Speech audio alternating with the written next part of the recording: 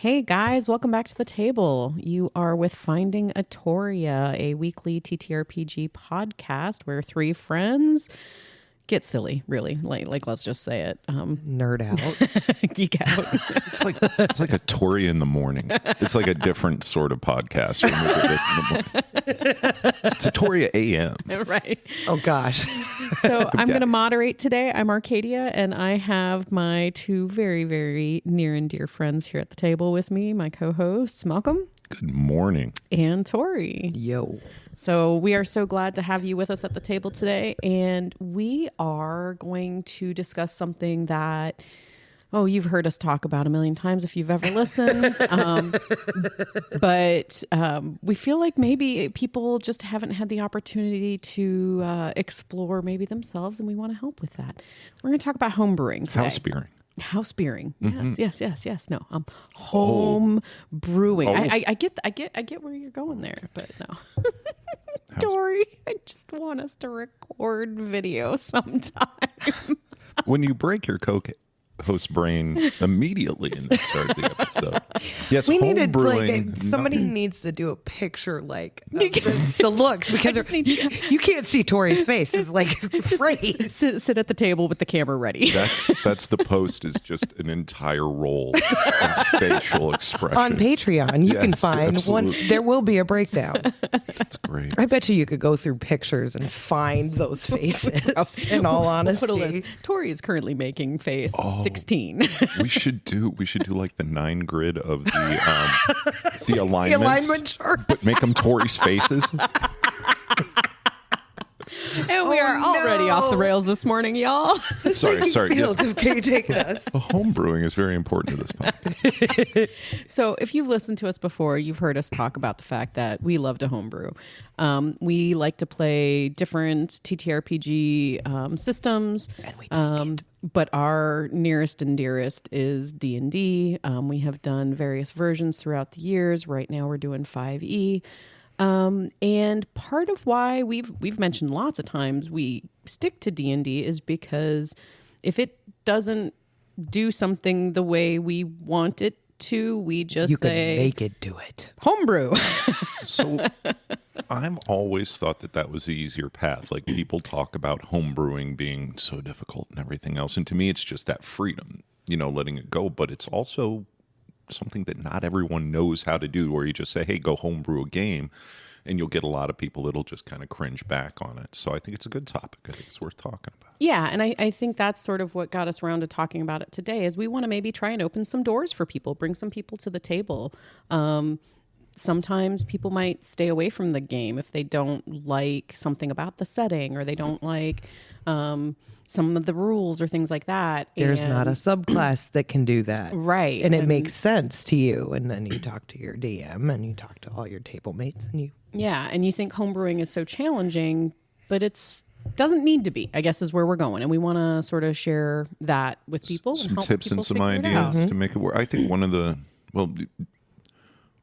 I've always had these discussions around the forums and in the social media posts, is it homebrewing if you X? You know what I mean? Like, what is and what is not. And I think that's a good thing to kind of bring in first. Yeah. So that is exactly where I was going to go, is sort of to give people an idea of, we throw that term out all the time. Like, homebrew it. It's become a catch-all. It's become a catch-all.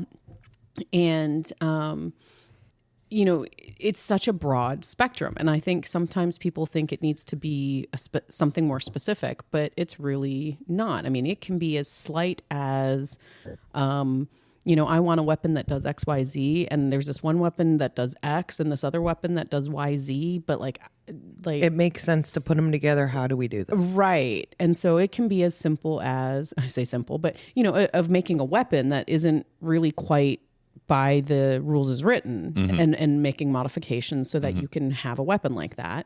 Or it can be as large as your entire world and everything in it. And all you're really doing as far as the game is maintaining mechanics of the system. So would it be a fair statement to say that homebrewing, if we were trying to, but I'm sure that Webster's done a great definition already, but I think that it's any time that you run into a scenario with inside the rules construct of a game that the rules do not speak to, or you run into rules inside of the game that you wish not to speak to in your game.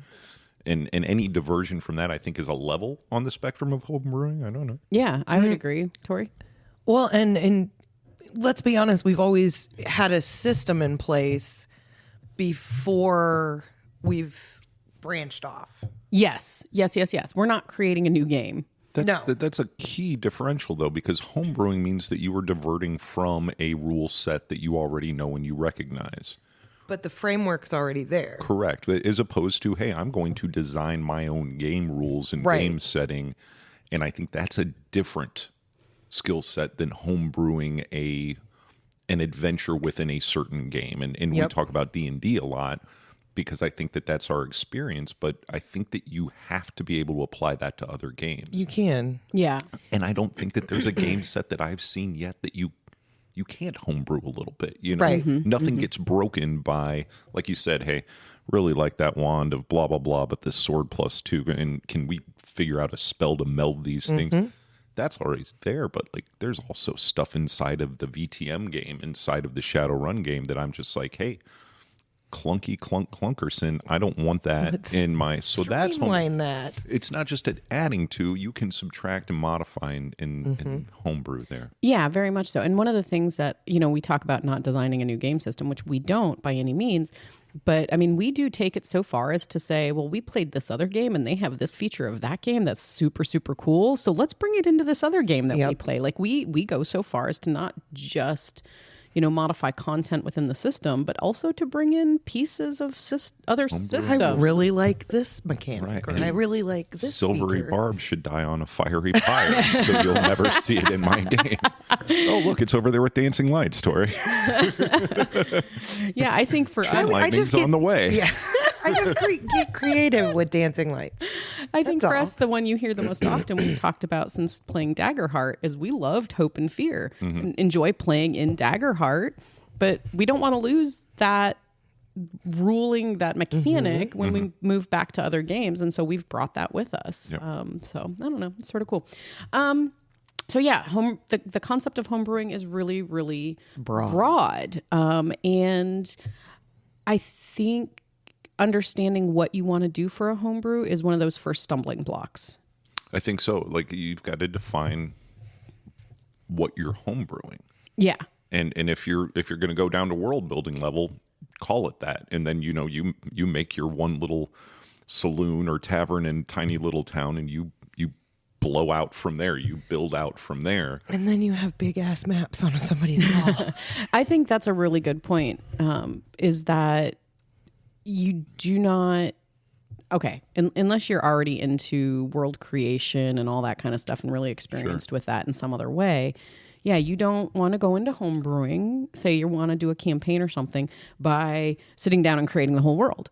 Right. You don't need to do that. Nope. So that would be sort of a tip number one, is you don't need to design the whole world. Just design your village, design your pub, design, and it can be, as long as you know where the story's going, you can just do that tiny piece of the story. You don't even have to have the world built out, and you should through the end of the story. I don't think that you should, because if you do, now that you've got your sandbox, and there are more limitations to what the characters and players can do based on the fact that I've done all of this. This is the world. What are you talking about?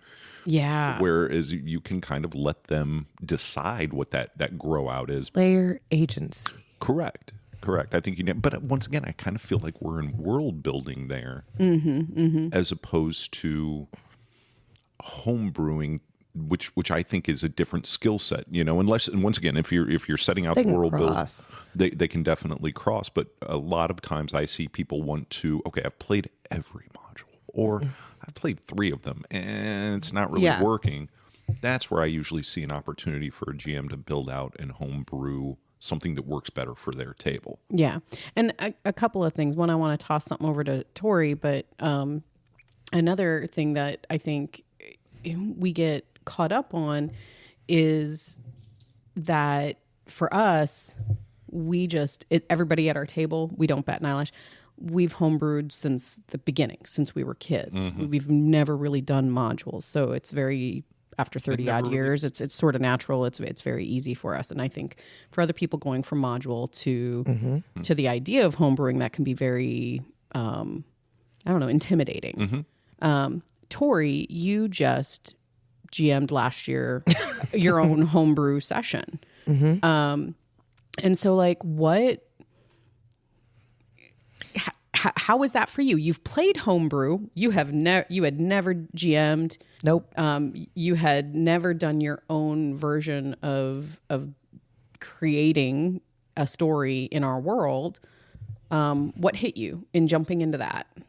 Well, I had an idea about it because I thought everybody would get a kick out of it and have fun with it, and that was the Doctor.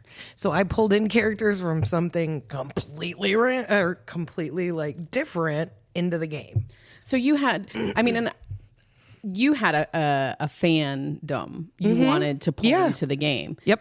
I was thinking like something like that, as well as or combined with, having a story you want to tell. Yep. And with yours, it started with that character. You wanted to see I wanted to see how he would work in the game. Into the game. And that's usually where it starts. Once again, you look through all of your manuals and your modules and everything else and go, well, I don't see exactly what I want here, so now I've got to. And what tools did you had to go out and create from a different template and homebrew this BBEG or significant NPC? Yeah, that hits two of the things I wanted to really touch on for people is you've got to build NPCs, you've got to build monsters and encounters, and often that can be some of the hardest part about homebrewing. So what did you find was easy? What did you find was challenging? I love building characters, and that can be actually like my downfall at times. Because there was a couple of NPCs that were completely built out for no apparent reason. Yeah. Like, I did not need the tavern keeper's full set of stats. I didn't, because all he was going to do was talk. Yes, I have run into that myself. Like, this guy's completely fleshed out. For what reason? But his constitution is never going to be rolled against in the game, right? Right. Yeah. It's like, he doesn't need stats. The sigil of the third wind underneath the bar is never going to be pulled. Yeah, I got it. The flip side is the NPC that you're like, oh, I'm never going to need any of this. And then your players are like, this dude's the best guy ever, and he's going to be with us forever. Ed. Right, exactly. Let's take him under our wing and learn everything we can about him. And the DM is just shitting pants. Just like, oh yeah. Let's adopt a droid. Sigil of the third wind, of course he has one. Because it's that not even munchkinism, but the player tendency to find what is shiny regardless of what you put polish on, you know? Well, and that hits a point. I want to get back to what you were saying about creation, but that hits a point too of like, you want to prepare for the game, right? Like, as much as you need to, but you also, at least in my opinion, you want to have the game be a narrative with the table. And the players are going to make decisions about where that story goes. And it may not be where you thought it would go. Because you can over prep to whatever extreme you want to. And if they go left and you don't have anything left, then all of this just has to sit for a little while. And I have two things. Tori and I were talking it before, and it's the classic yes and, and you go with it. And. Or I know Jess one time was talking about how that exact situation happened and everything just sort of, was no longer on the right. It was now on the left. You can pivot. Yeah. So homebrewing, I think, is a lot of that skill set. Is being able, because yes, you could go in and you can, and we'll get back to Tori's example because I think that it's the best one, but you can go in and do that work and create your characters and say what's rich in your story. And unless you are driving that freight train down the table. Yeah, and railroading has never been our strong suit. It's never been our strong suit. Because it's like, okay, you can go look at that stuff over left, but it might be a little bit sketchy to begin with. You guys build it. I don't know. And it becomes that skill of pivot that we usually talk about, that if you've got a module in front of you, it's going to give you the next if then. Okay, if your characters go here, then you've got to do this, but they've still got to go see George. George. At the junkyard. And yeah, and you've got to be able to pivot. But sometimes I think that the trouble is, and the stress is, especially for new GMs, is where am I going to get that pivot? Where am I going to get that hook from now that things have gone left?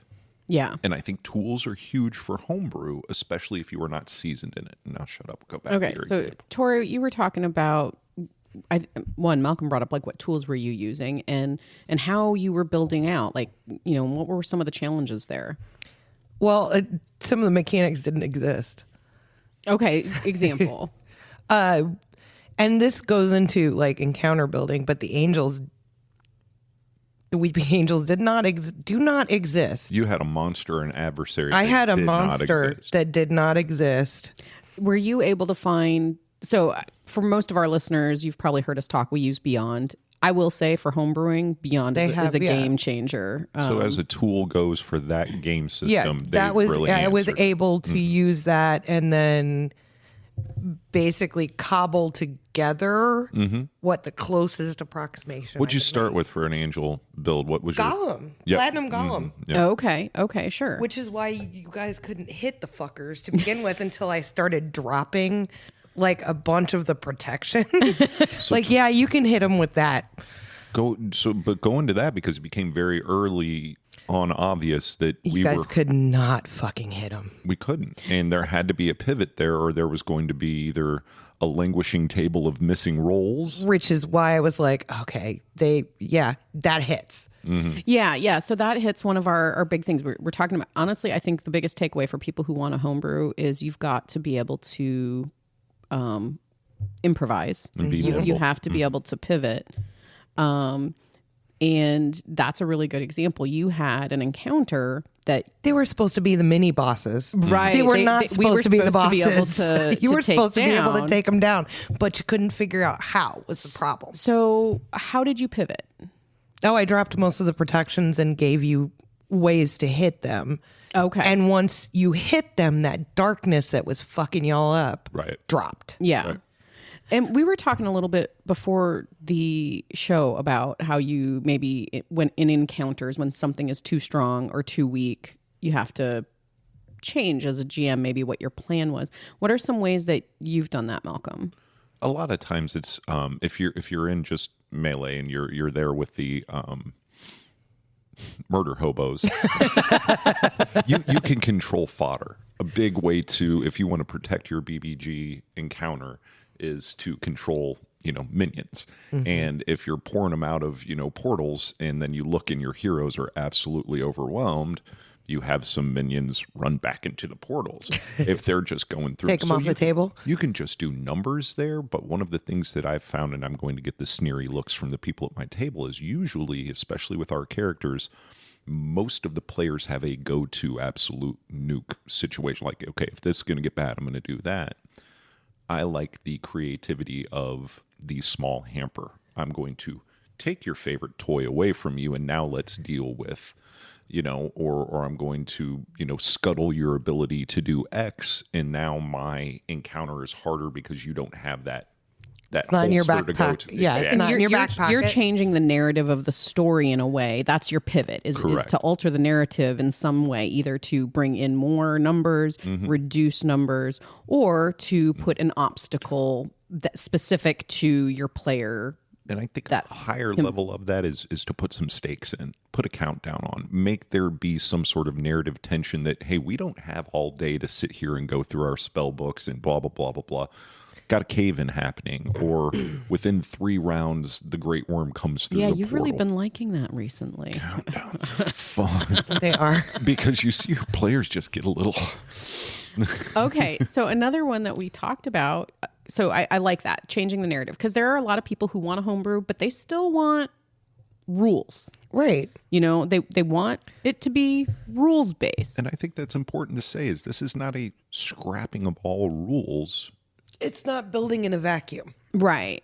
And so you can still build your encounters. You can still if you, I will say the first stress there I think people come up to is I don't know how much. I don't know how to build. I don't know how strong to build. I don't know how many to throw at them. So the first advice for that is recognize that you may need to pivot the narrative a little bit. You may need to bring people in, take people out.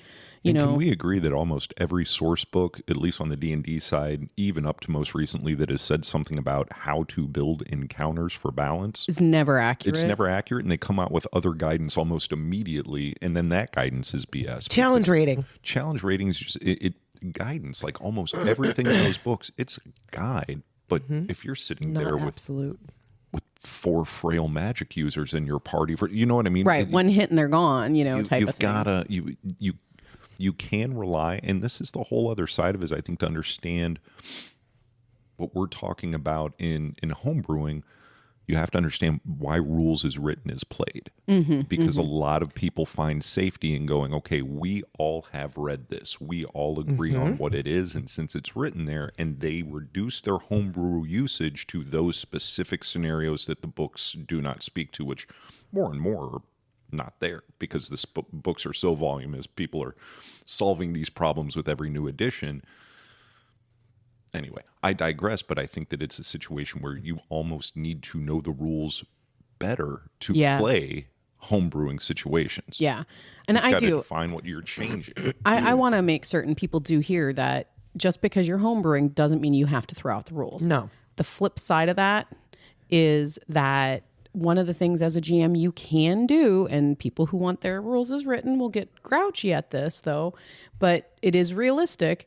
You can change. I've run modules where I've had my players run into a BBEG that they made really smart strategic movements and decisions and took out far too easily. And so like the only way to even make it mildly interesting and realistic was to make that fight last longer, to change the narrative in the story, to add more. Yeah. And so in that experience for me, I added hit points to my BBEG because it was like, okay, like they haven't even gotten a hit in on you. This is the BBEG and they haven't even touched you. Right. Like that doesn't make the game as fun or realistic. You've taken the BB out of the EG. Right. You know what I mean? It's not the big bad. And so I will say sometimes fudging the rules a little bit as the GM does make the game better. And not always, and not all tables are going to be okay with that.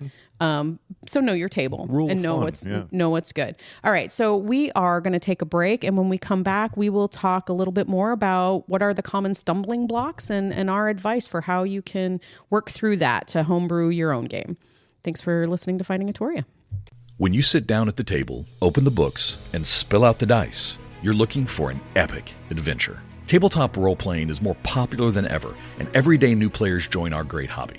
My name is Steve Kellums, and I'm the host of the Epic Adventure Podcast. I'm just a fan with a radio voice, but joining me on this quest will be Mike Howlett, the co-founder of Oddfish Games, a great independent game company, and Christina Stiso, a PhD student studying game-based learning. Together, we will discuss all things tabletop gaming, from character creation to world building to setting and pacing. We will give you tips and tricks to make your games, well, epic. Like and subscribe to the Epic Adventure Podcast today. This episode of Finding a Toria is brought to you by Wordleaf Media. The Finding a Toria podcast is looking for guests for our upcoming episodes. Are you or someone you know passionate about the TTRPG community and have a story to share? If so, contact us on our socials or reach out at wordleafmedia.com/findingatoria. And now back to your program. Hey guys, welcome back to the table with Finding a Toria. We are talking about homebrewing, common problems or stumbling blocks that people might have to doing so, and our advice on maybe how you can move past those or around those.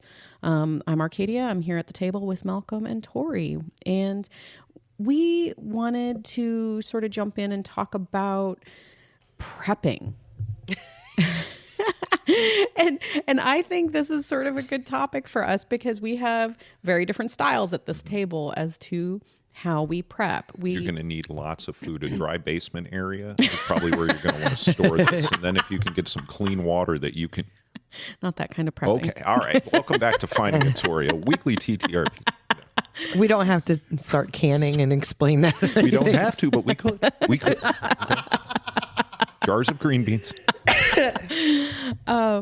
So we, right before the break, talked a lot about the need to be able to pivot, whether it's minor rule changes, whether it's minor narrative changes, that when you're working in a homebrew world, and I'll be honest, for me, even when I'm working within a module, like the ability to pivot is huge to keeping the game fun and keeping the narrative going based on player influence, you know?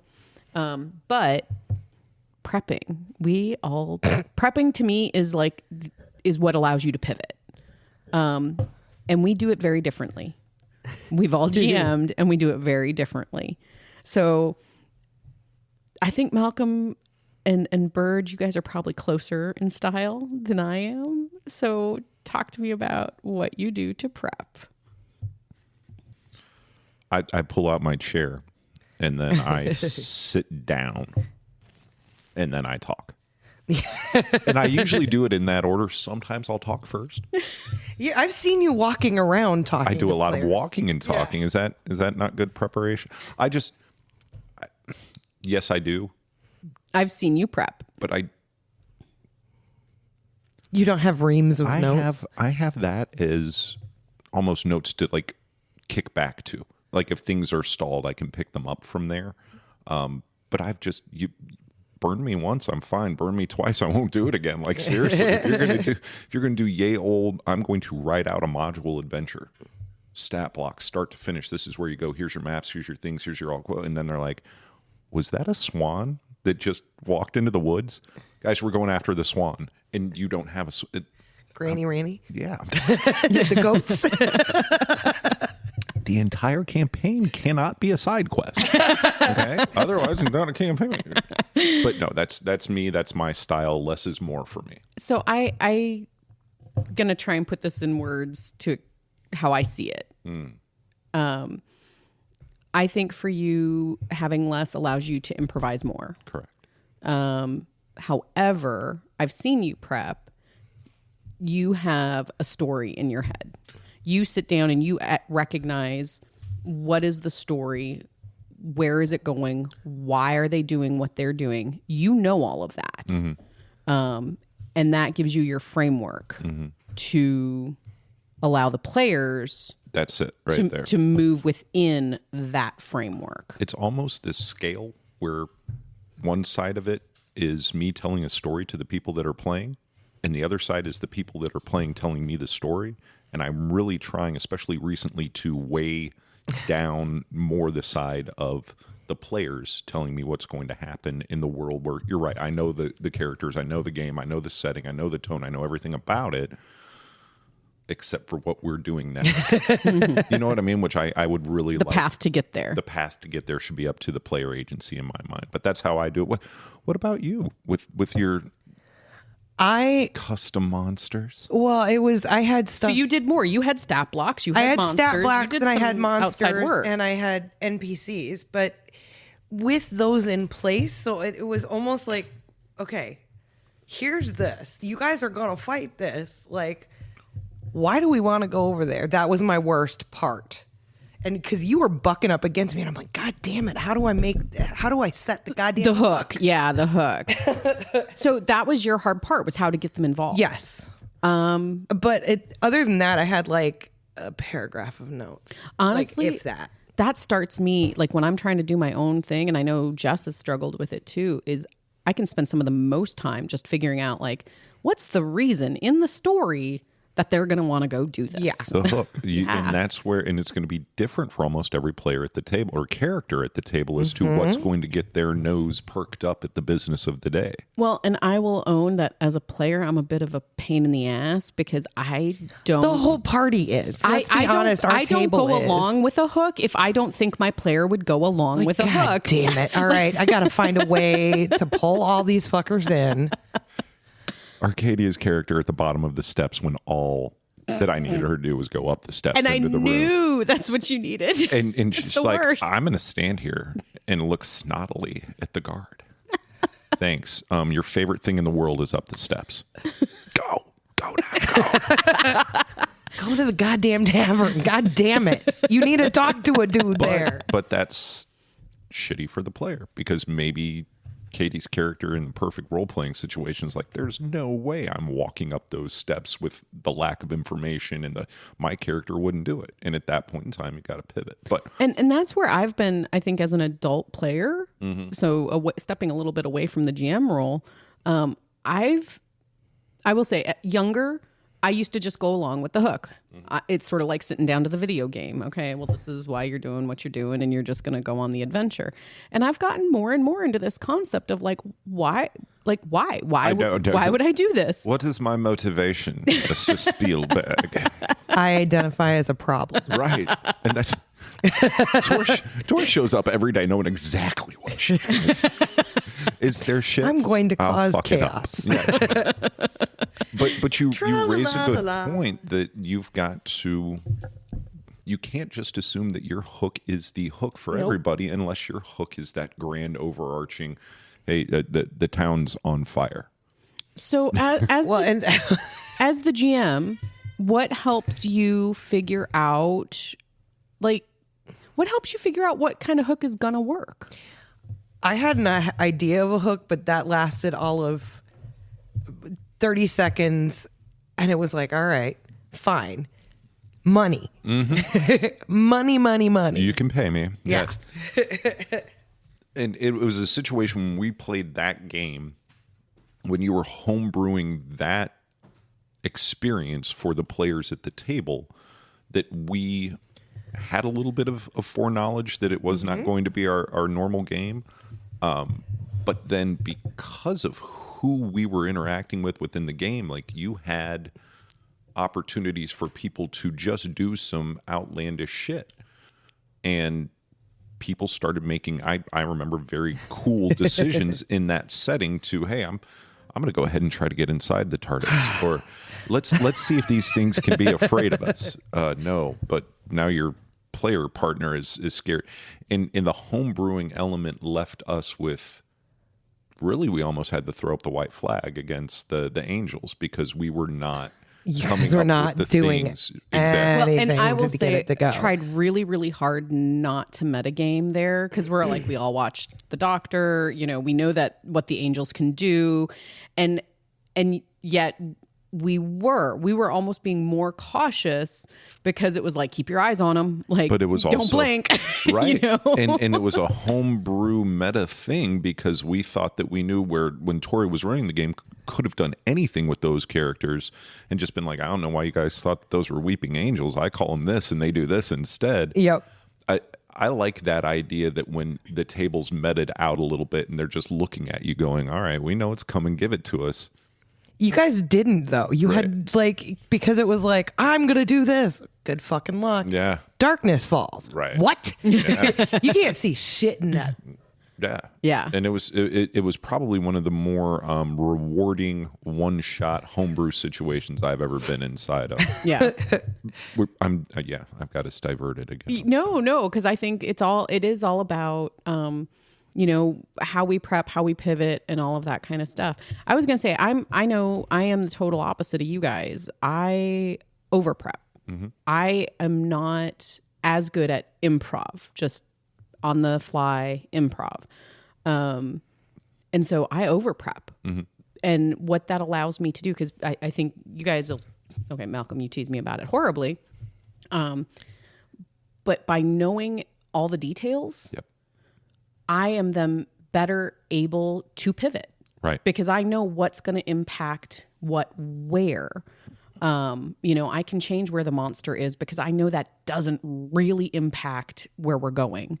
I can change how many monsters, or I can change, if you're talking to little Jimmy at the tavern and you're really into talking to this little kid, okay, well, he can be the one who shows you the information. It doesn't need to be, And because of the preparation that you've done, first of all, what the hell is little Jimmy doing in a tavern? But anyway. He's the pot boy. Exactly. Throwing shit at walls is my thing. Exactly. He takes the gold and the blade. It gives you the opportunity to find solid footing without having to be in that quick improv mode, because the variables have already been spoken to and you can move your pieces on the board. So I see it work for you very well. I saw it work for you very well in the game that you ran for us, where we were on the look for information and kind of going through this town from place to place to place. At no point in time did I figure, okay, we've got to go on this specific track from one place to another. There wasn't that railroading. And at the same time, there was enough preparation so that we weren't just scrambling around in a sandbox going, okay, I will talk to NPC 4 again. Yeah. And and that preparation allowed for the game to stay on track, I think, a little bit better. So I guess I wanted to throw that out there for people just to recognize they're going to have to figure out what works for them. And that could be a little bit of a stumbling block. But some of that's just your personality. I'm a highly organized, project manager who wants, everything laid out for me so I can follow a plan and I can adjust the plan if I need to. I'm somebody who's certain that that's a level of hell that I don't want to visit. Controlled chaos over here. That is it. So figure out, identify what kind of person are you, and that type of preparation is what's going to work for you. Correct. It's not about here's the one right way. You can get a successful homebrew game out of any one of those approaches, or a hybrid of. Yeah. But you may run into some problems too. Right. Yeah. And that's where you pivot. Honestly, I'm going to come back to all the time is pivot the narrative, pivot, the encounter, pivot which NPC is going to tell what information, always the pivot. Okay. What are problems? What are some of the challenges and common problems you're seeing? I think that if you are that highly organized, highly detailed driven individual, you can get into a situation where things need to be, for lack of a better term, perfect. And if they are not, if not every eventuality is spoken to, if you haven't driven out every possible problem that can come in there, you can get paralyzed. You can look at that homebrew setting and go, well, if everything doesn't work perfectly, then nothing works. Yikes. I don't think that you're ever going to get a dice roll to happen if you approach homebrewing with that paralysis. So I think that that's a problem for people, is they think that they have to have Tal'Dorei done down to the animated nth to start their homebrew campaign, and it has to be perfect and has to be play tested for 1,000 hours over different. Nope, man. Let it happen. And as a matter of fact, if that's your plan, you might want to do game design, and you might want to. If you're putting that level of time in, and it's got to be perfect. You'll never get started. Because nothing's going to be perfect. And then usually what I've seen is you're going to shit can that idea and grab your favorite module and run it. Right. Well, and to the point of what we've made jokes about all the time is there are points in time where you plan in and do all of this world detail, NPC depth, and character development, and then your players come in and they don't do what you expect them to do. They're going to derail you. So the NPC that you made and put, there's a whole plot line behind it and an activity and all of this other kind of stuff. And the player's actions just totally wipe that off the board. Mm-hmm. And as a GM, now you're faced with, and I've seen this on the socials, people get shitty with their players because they should have, done whatever and they didn't. And it's okay. But they're playing the game. Who is Nori's lieutenant that turned on her? Oh, that I smashed his fucking head. Don't remember the name, right? No. I've blocked it out of my mind because that was the one. Oh, Tim's dead. Yeah. That was the one NPC that I was like, all right, dude, we may actually just truck along with this person. I was going to give you a lieutenant and everything. Nope. And I was ready for Tim to be somebody. And then I was like, so the brain particulate that used to be Tim's head is now all over the wall. And I'm sitting there with a page and a half on a guy. And I'm like, we have to do other shit immediately. Right now, we have to do other shit. And I think that if I had planned that out and I was so married to it, that you can paralyze. You can look down and go, that's too big of a pivot. Or I don't know what I'm going to do now. And the paralysis can happen. Now there's Jim. Right. Tim too steps from the shadows. I'll kill him too. You better not love him either. Yeah. Yeah. So the paralysis, that's where I think one of the biggest problems is I'm not going to get started because I'm not an expert level. Right. And you don't have to be. Right. And Tori, you said earlier, and we follow this all the time, is, rule of fun. Is if you're sitting down to a table and you're running a game as the GM and you're so set on it going a very certain way that you're going to get angry or upset with your players. Which means nobody's your players are going to get angry and upset with you. And then why are we sitting down at table? Like, it should be fun to leave sit there at with angry table. feelings. Yeah, to no, drive no, me no, to no. the internet to comment in a chat room about it. That doesn't sound fun. I mean, go and get your advice. Don't use social media. Don't get me wrong. And if there's a problem at the table, address it. But my goodness, if everybody's left angry, you either need to do something massively different, or that's a table that probably needs other tables. And so I think one of the big things you can do to prepare, one of the big things that you can overcome as far as a common challenge with Homebrew, is that as the GM, you can, before game, during preparation, recognize that you're probably going to put in a lot of work, and it may or may not get used. Right. It may get derailed a little bit. But if you go into it with the right mindset, if you go into it with the acknowledgement that you can pivot, that you can change it, whatever, you can still have fun and you can still enjoy the game, and your players can still enjoy the game. And to me, those are some of the biggest takeaways. I agree. And I think that if you are new to the homebrewing, I think those minutes before a session and those minutes after a session are absolute manna for you on figuring out, okay, I'm going to focus on this, or you know what, the preparation was dog shit and I'm not going to do 5 hours again on this, or quite the opposite. I needed another tighter. 4 hours. I needed another color tab on the binder because this came up and I couldn't speak to it. Yeah. And I really do think that idea of recognizing that as the GM, there's going to be things you prepare that aren't going to get used or are going to get used in a way you didn't intend.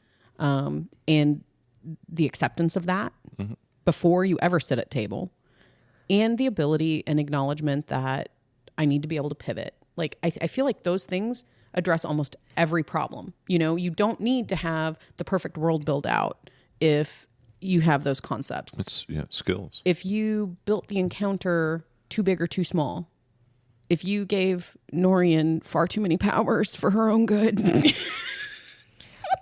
Tim wasn't a result of powers. Tim was a result of Nori got pissed. That was a rage death. Yeah, that was totally, I smushed him on purpose. Oh, it was multi-layered. And all right. He had like a redemption arc for betraying you and everything. It was no, just he did not. I had a leg up on the whole pivoting thing, not because I didn't DM until I was in my 40s, and so I'd been gaming for a long time before that. Because of that, I already knew that you guys were gonna fuck up anything I threw at you. You'd seen it happen. I had caused it. Yes. And I know I Chaos caused gremlin. it.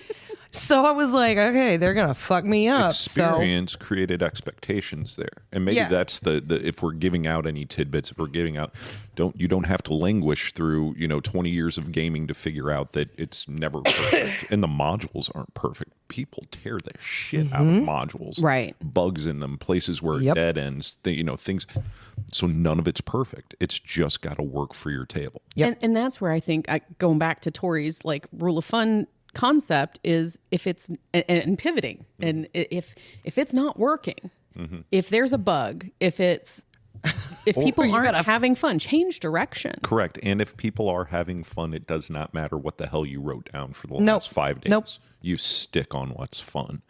We had a Pegasus pooping through a magic magnifying glass so that it enlarged as it came. And I was like, this is nowhere in my mind. But boy, oh boy, did we run with it for a while. It was the shit. And my final thought on that, though, is not to give the wrong impression that having fun does not mean bad things don't happen. Correct. Right. Players take actions. There's consequences to players' actions. To the point of you death, make a choice, and so not trying to say that having fun means simply Everything goes perfect. everything goes perfect. No, but you, Everybody's got a happy ending. No. no, but you focus on yeah. I think that we've said what We've said what we've said. All right. Any final thoughts? Last minute things as someone who has homebrewed, has gone through the worry about it or the challenges of it. Final thoughts on what you would tell someone thinking about doing it, what to do. If you're not having fun, they most likely are not. I think that's true. I'd also say that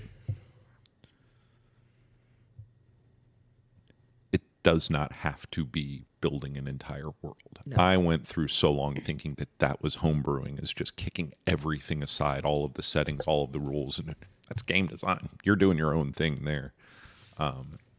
Do what works at your table. Yeah. And I will say one of my favorite things to do to that point is take something that does exist and then modify it or port something in. Like if you play a game and you like a part of that game, no one's ever going to kick down your front door if you take those rules. No, those and it's not like you're writing a module. No, you just port it in and bring it in, man. Hope and fear dice at the beginning of any little campaign. And people love it because it immediately sets a tone that, okay, we haven't even taken a step yet, and I've got to figure out how my day's going to kind of go. And I love that idea that you can. It's a buffet, folks.